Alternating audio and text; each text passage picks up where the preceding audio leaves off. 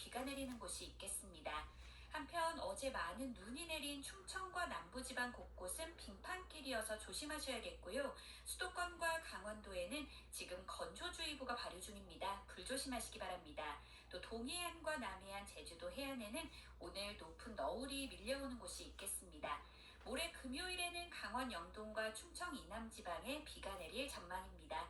현재 서울의 기온은 9도입니다. 송소진입니다.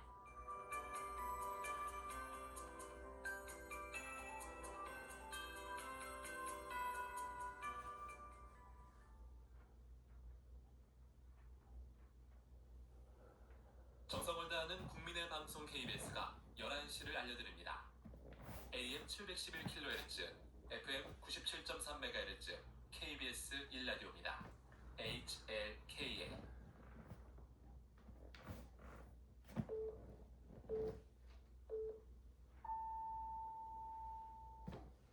KBS 1라디오 11시 뉴스입니다. 코스피가 사상 처음으로 6천선을 돌파했습니다. 코스피는 오늘 전장보다 53.06포인트, 0.89%가 오른 6,022.70으로 시작하며 개장과 동시에 6,000피를 달성했습니다. 이로써 지난달 22일 장중 5천선을 넘어선 지 불과 한 달 만에 1,000포인트 넘게 오르며 새 기록을 세웠습니다. 코스닥 지수는 전장 대비 9.27포인트, 0.8%가 오른 1,174.27에 거래를 시작했습니다. 농지도 투기 대상이 됐다며 이용 실태 전수조사를 지시한 이재명 대통령이 매각 명령 대상은 농지나 농사를 짓다, 노령 등으로 불가피하게 묵히는 농지 등을 말하는 게 아니라고 강조했습니다. 이 대통령은 오늘 SNS를 통해 투기 목적으로 직접 농사 짓겠다고 영농계획서를 내고 농지를 취득하고도 구입 후 묵히거나 임대하는 농지를 말하는 것이라며 이같이 밝혔습니다. 이 대통령은 그러면서 경자 유전 원칙을 이해하지 못하고 매각 명령하라는 저의 지시를 두고 공산당 운운하는 분들이 있다고 비판했습니다. 우리나라의 2026 북중미 월드컵 조별리그 1, 2차전 장소인 멕시코 할리스코주가 치안 악화에 따른 개최 장소 변경설에 그럴 일 없다며 선을 그었습니다.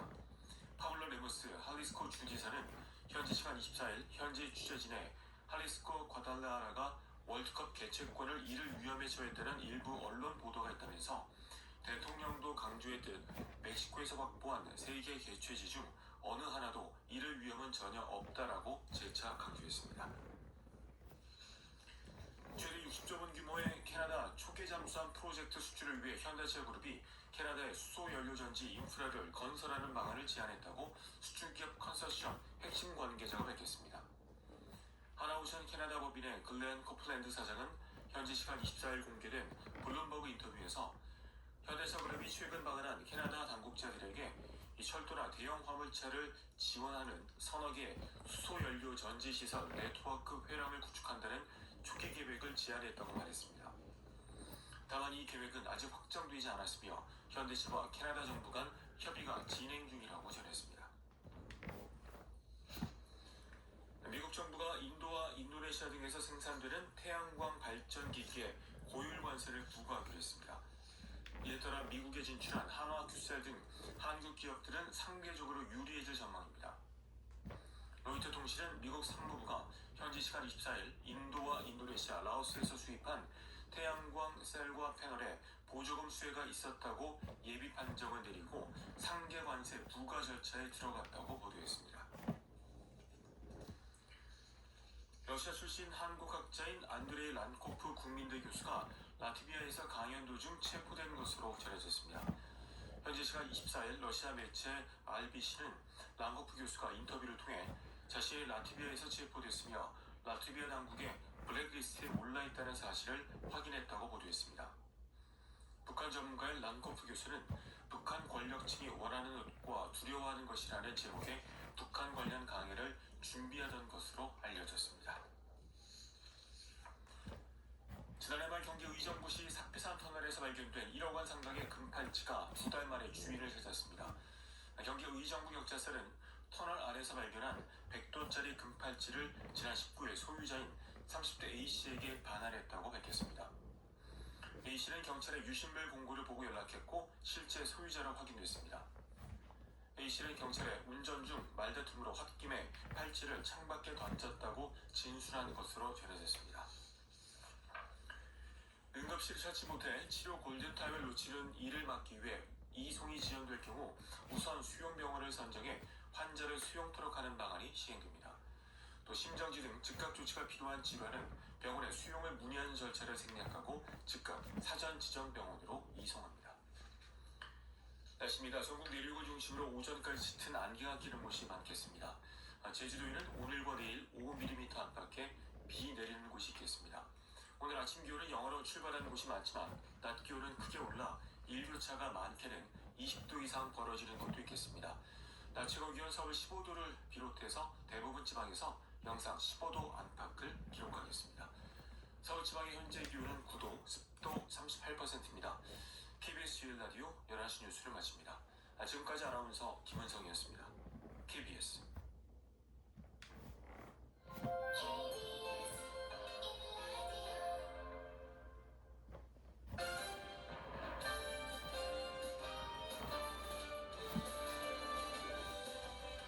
KBS 1라디오 신성원의 오늘 세계는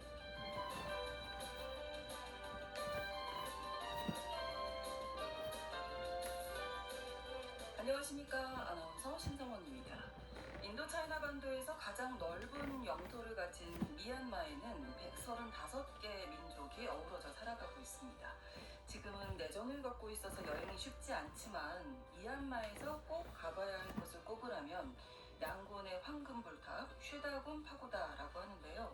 부처님의 머리카락을 모셨다고 전해지는 성지로 미얀마 사람들에게는 상징적인 공간입니다. 또 수천 개의 사원과 불탑이 끝없이 펼쳐진 불교 도시 바간도 빼놓을 수 없는데요. 고대 왕국의 정취가 남아있어서 마치 시간여행을 하는 것 같은 신비로운 느낌을 받을 수 있는 곳이라고 합니다. 잠시 후 글로벌 초대석에서는 언젠가 안전하게 방문할 수 있는 날이 오면 꼭 한번 만나보고 싶은 나라 미얀마로 떠나보겠습니다.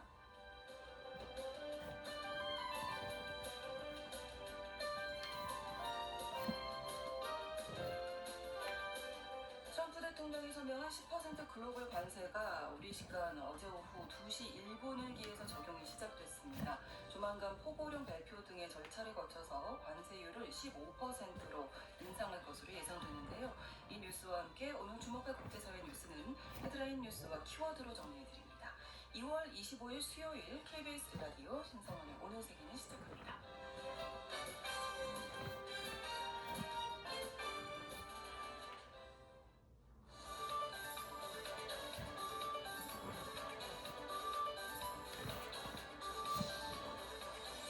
오늘 세계는 헤드라인 뉴스. 대법원의 상호 관세 위법 판단 이후 글로벌 관세를 15%로 하겠다는 트럼프 대통령의 뜻에 따라 백악관이 세율 인상 작업을 진행 중인 걸로 알려졌습니다. 하지만 구체적인 인상 시점은 여전히 불확실한데요. 한편 트럼프 대통령은 곧 집권 2기 첫 번째 국정연설을 시작할 예정입니다. 이 자리에서 관세 정책, 이란과의 핵 협상, 이민 정책 등에 대한 입장을 내놓을 걸로 전망됩니다. 유엔 총회가 러시아의 우크라이나 침공 4년이었던 24일 우크라이나의 지속적인 평화를 지지하는 내용의 결의안을 채택했습니다. 회원국 170개국 가운데 한국을 포함한 107개국이 찬성했고 러시아와 북한, 벨라루스 등 12개국이 반대를, 미국과 중국 등 51개국은 기권했는데요. 이번 결의엔 우크라이나의 주권과 독립, 영토 보전에 대한 강력한 지지를 재확인하는 내용이 담겼습니다. 유엔 총회 결의는 유엔 안전보장이사회 결의와 달리 국제법상 구속력은 없지만 다수 유엔 회원국의 의지를 반영한다는 점에서 의미가 있습니다. 유럽연합 EU 집행위원회가 러시아의 전쟁 자금줄을 끊기 위해 러시아산 원유 수입을 전면 금지하는 법안을 헝가리 총선 사흘 뒤인 4월 15일에 제출할 걸로 알려졌습니다. EU는 이미 해상으로 운송되는 러시아산 원유를 제재하고 있지만 여전히 유입되고 있는 소량의 러시아산 원유까지 완전히 차단하겠다는 건데요. 이 문제가 헝가리 선거 과정에서 쟁점화되는 걸 피하기 위해 법안 제출 시점을 조절한다는 계획입니다. 친러시아 성향의 오르반 총리는 16년째 집권 중인데 4월 총선에서 야당의 권력을 내줄 위기에 놓여 있습니다. 트럼프 미국 행정부가 불법 이민 단속 차원에서 은행에 고객의 시민권 정보를 수집하도록 요구하는 행정명령 등을 검토하는 걸로 알려졌습니다. 현재 미국 은행들은 자금 세탁이나 범죄 단속을 위해 고객 확인 제도에 따라 특정 정보를 요구해야 하지만 시민권 정보 수집은 명시적으로 포함되지 않는데요. 백악관의 한 관계자는 재무부에서 해당 조치를 논의하고 있다면서 아직 승인되지 않았다고 전했습니다. 보석 절도 사건이 발생했던 프랑스 파리 루브르 박물관 관장이 퇴진 압박 끝에 24일 사임했습니다. 데카르 관장은 마크롱 대통령이 임명한 최초의 여성 루브르 박물관장으로 2021년 9월부터 직을 맡아왔는데요. 하지만 작년 10월 보석 절도 사건을 계기로 박물관의 허술한 보안 체계가 드러나면서 거취 압박을 받아왔고 이후 박물관 누수와 직원들의 연쇄 파업, 직원이 연루된 티켓 사기 사건까지 발생하면서 더 이상 직을 유지하기 어려운 상황이었습니다.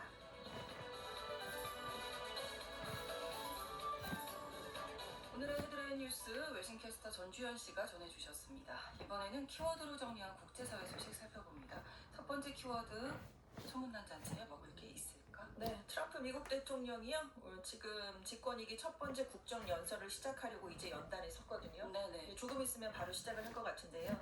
이게 바로 소문난 잔치입니다. 최근 미국 대법원의 제동으로 관세 정책에 변화가 생겼어요. 그리고 이민세관 단속국의 강경한 단속 때문에 지지율도 많이 떨어진 상황이고요.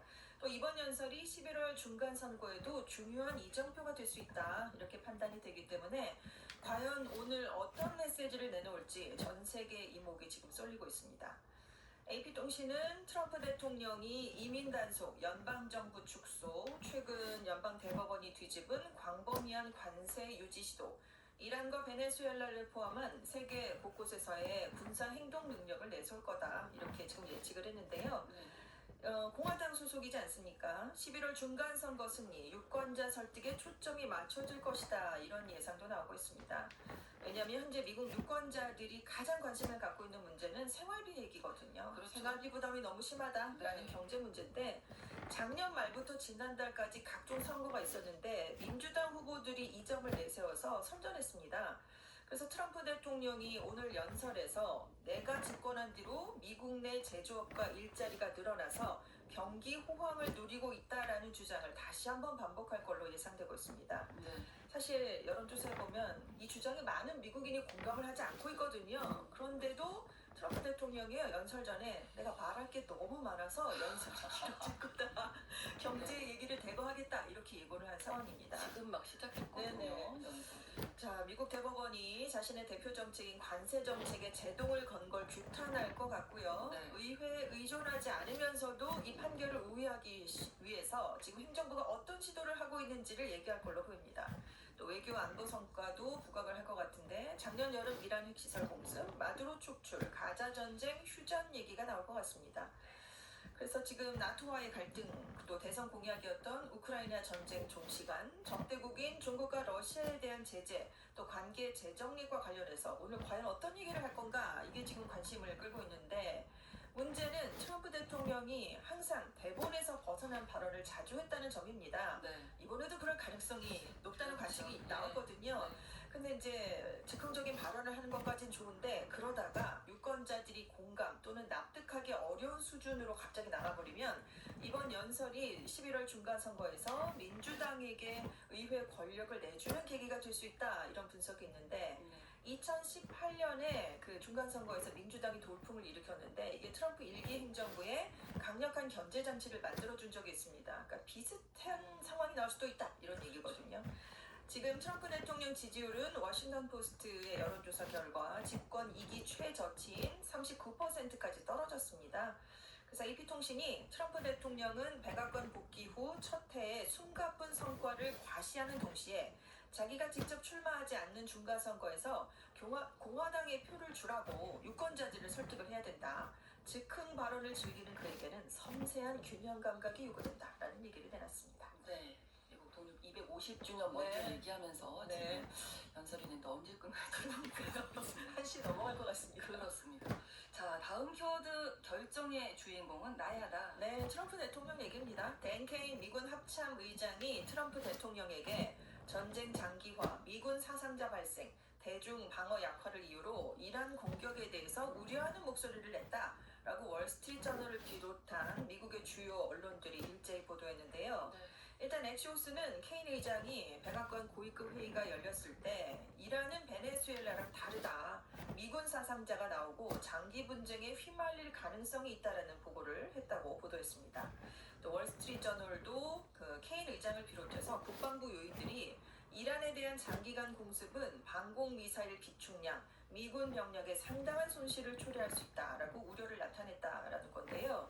지금 이스라엘하고 우크라이나를 지원하느라고 미국의 방공 미사일 비축량이 2주분밖에 없다. 이게 굉장히 부족하다. 그래서 이란까지 지금 공격해서 여기다 써버리면 중국에 대한 방어 태세까지 영향을 줄 수 있다. 이렇게 우려했다라는 겁니다. 근데 사실 케인 의장이 작년 6월에 이란의 핵시설을 공습했을 때 그리고 마두로 대통령 납치 작전을 성공적으로 지휘한 사람입니다. 트럼프 대통령이 굉장히 신임을 하고 있다라고 하는데요.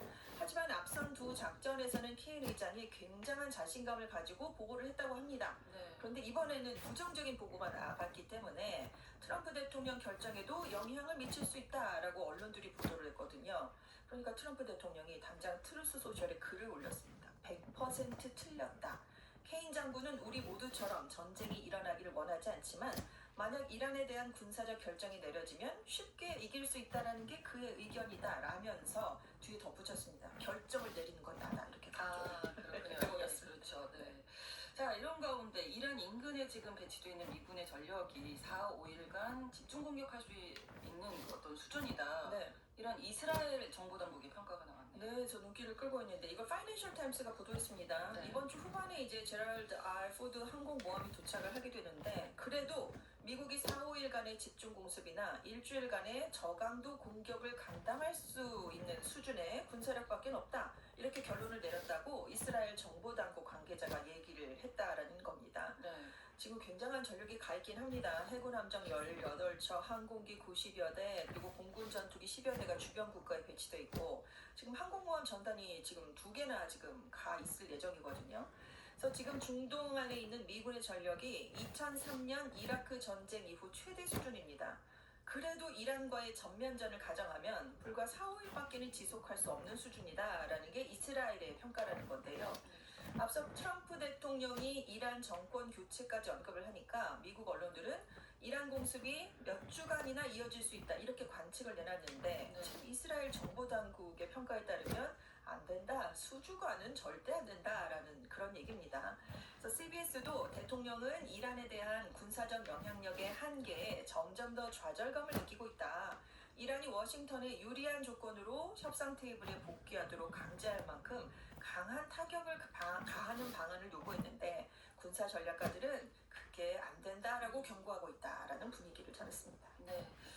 자, 다음 키워드 그럴 일 없다. 네, 2026 국제축구연맹 북중미 월드컵 조별리그에서 우리나라 대표팀이 1, 2차전을 치르게 되는 장소가 멕시코의 할리스코주입니다.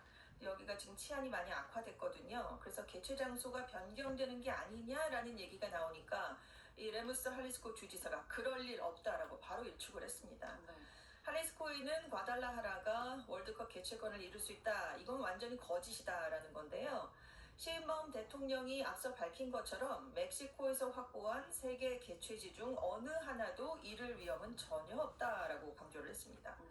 네. 멕시코가 6월에서 7월 사이 열리는 북중미 월드컵에서 멕시코시티, 과달라하라, 몬테레이 이렇게 세 곳이 개최지로 선정이 됐습니다. 근데 멕시코, 남아프리카 공화국, 유럽 플레이오프 패스 D 승자와 함께 우리나라는 조별리그 A조에 속해 있거든요. 그래서 과달라하라에 있는 아크론 스타디움 스타디움에서 우리 시간으로 6월 12일에 1차전을, 19일에 똑같은 곳에서 멕시코랑 또 2차전을 치릅니다. 네. 근데 우리나라 대표팀만 여기서 경기를 하는 건 아니고요. 콜롬비아, 우루과이, 스페인 대표팀도 바로 과달라하라에 경기가 예정돼 있습니다. 근데 지난 주말에 멕시코의 할리스코 신세대 카르텔의 우두머리인 엘 멘초가 사살이 됐습니다. 네. 그러다 보니까 갱단원들이 할리스코주 곳곳에서 멕시코 당국에 저항을 하면서 치안이 좀 악화됐었거든요. 약간 진정된 걸로 지금 알려져 있긴 한데요. 네. 아무튼 레무스 주지사가 전혀 문제가 없다는 얘기를 피파 측에 전달을 했고, 피파도 뭐 개최지 변경하라는 얘기가 없었다라고 해명을 했고요. 할리스코주가 24일자로 이틀간 주 저녁에 내렸던 최고 등급 안전 경보도 해제한다고 발표했습니다. 셰인바움 멕시코 대통령도 같은 날 아침에 완전한 안전을 우리가 보장할 것이다. 경기를 관람하기 위해 방문하는 축구 팬들에게는 아무런 위험도 없을 것이다. 이렇게 약속을 했는데요. 네. 한편 주 멕시코 한국 대사관은 과달라하라와 몬테레이에 우리 국민이 대거 방문을 할 걸로 예상하고 있습니다. 안전 확보 대책에 나섰는데요. 일단 대사관에 이상희 대사대리를 단장으로 하는 월드컵 대응 태스크포스가 꾸려졌습니다. 네. 다음 키워드는 끓고 있는 홋카이도. 네, 일본 홋카이도 태평양 연안에서요, 400년 전 대지진과 맞먹는 초대형 지진, 또 쓰나미가 발생할 가능성이 커졌다는 연구 결과가 나왔습니다. 네. 지금 부글부글 끓고 있다라는 건데요. 네. 지금 도호쿠대 홋카이도대 일본 해양연구개발기구 이렇게 공동 연구팀이 발표한 내용입니다. 홋카이도 동쪽 해역에서 초거대 지진이 임박했을 가능성이 있다라는 내용인데, 지진이 발생할 위험이 높은 지역은 쿠릴 해구로 지목됐습니다. 네. 여기가 태평양판이 오호츠크판 아래로 빠르게 들어가면서 규모 8에서 9급 지진과 쓰나미가 수천 년간 반복이 되온 것입니다. 네. 근데 이제 연구를 해봤더니 한 400년 주기로 거대한 지진이 발생을 했다는 거죠.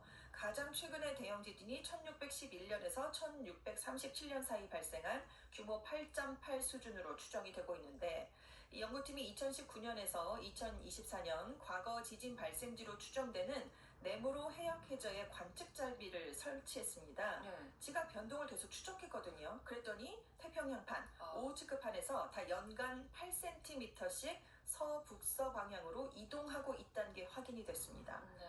17세기 지진이 났는데 그 이후에 지각 변형이 계속 축적이 됐다라고 가정을 하면 이동거리가 이미 20.5에서 30m에 달한다는 거죠. 그래서 대지진과 비슷한 수준의 에너지가 축적이 됐을 수 있다라는 추정인데요.